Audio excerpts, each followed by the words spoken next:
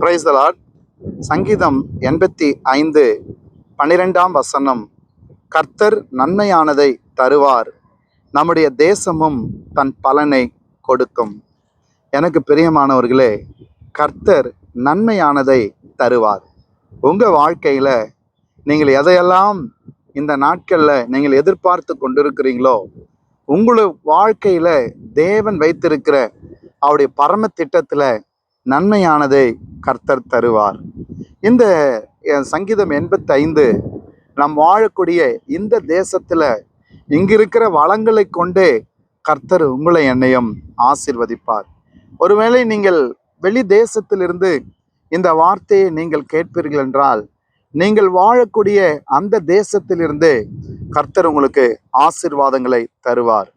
எனக்கு பிரியமானவர்களே, வேதம் சொல்லியிருக்கிறது, கர்த்தாவே உமது தேசத்தின் மேல் பிரியம் வைத்து யாக்கோபின் சிறையிருப்பை திரும்பினீர். தேவனுடைய ஜனங்களுக்கு தேவன் விடுதலையை முதலாவது ஆசீர்வாதமாய் கொடுக்கிறார்.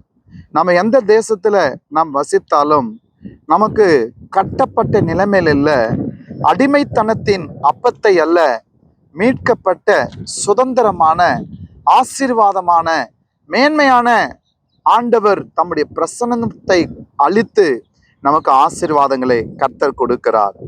எனக்கு அன்பானவர்களே, இந்த நேரத்தில் ஆண்டவருடைய மீட்பு தாங்க நமக்கு ஆசீர்வாதத்தை அள்ளி சுமந்து கொண்டு வருகிறது. மீட்கப்பட்ட ஜனங்களுக்கு தான் மேன்மையான ஆசீர்வாதங்கள் உண்டு. ஒருவேளை இந்த நேரத்தில் இந்த வார்த்தையை கேட்டுக்கொண்டிருக்கிற உங்கள் வாழ்க்கையில கொஞ்சம் பின் திரும்பி பாருங்க.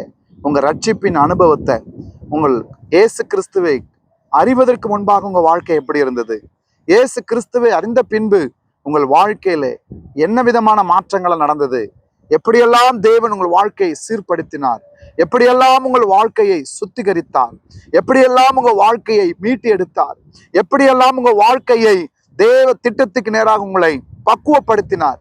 இது எல்லாமே மீட்பின் ஆசீர்வாதங்கள். கர்த்தர் சொல்லியிருக்கிறார், அப்படிப்பட்ட இடத்துல உன்னதமான ஆசீர்வாதங்களை கொடுத்த தேவன் கர்த்தர் நன்மையானதை தருவார், நம்முடைய தேசமும் தன் பலனை கொடுக்கும். நம்ம ஜெபம் பண்றோம்ல, ஏசப்பா எங்க தேசத்துக்கு நல்ல மழையை கொடுங்கப்பா, எங்க விவசாய நிலங்களெல்லாம் நல்ல வேளாண்மை கொடுக்கணும்ப்பா. ஆண்டவரே, நாங்கள் எந்த தொழில் செய்தாலும் அது பலுகி பெருகக்கூடிய ஆசீர்வாதம் இருக்கணும்.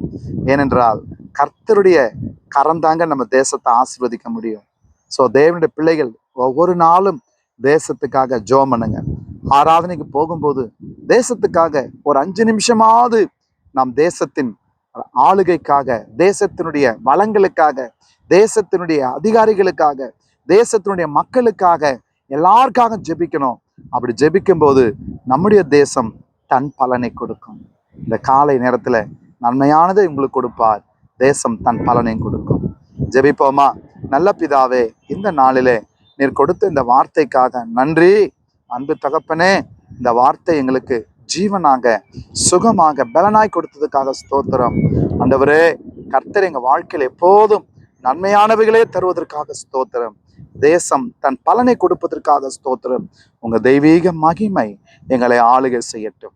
இயேசுவின் நாமத்தில் பிதாவே, ஆமென். God bless you.